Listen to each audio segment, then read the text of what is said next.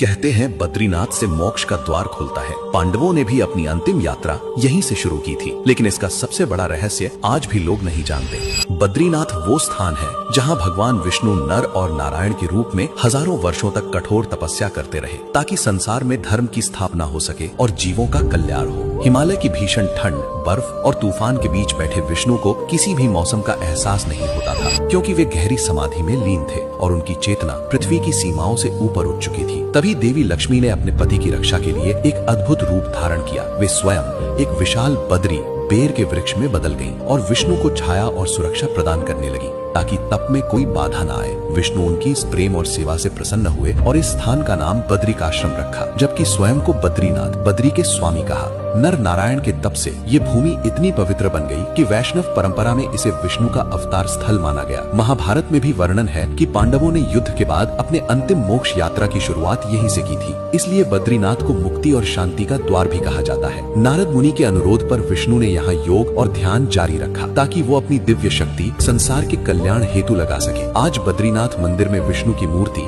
बद्री नारायण के रूप में विराजमान है और देवी लक्ष्मी का स्थान भी पास ही स्थापित है। इस मंदिर को 8वीं-9वीं शताब्दी में आदि शंकराचार्य ने पुनः स्थापित किया था, जिसके बाद ये स्थान भारत के सबसे पवित्र और प्राचीन वैष्णव तीर्थों में से एक माना जाता है। तो कमेंट में जरूर लिखना, जय श्री हरि विष्णु।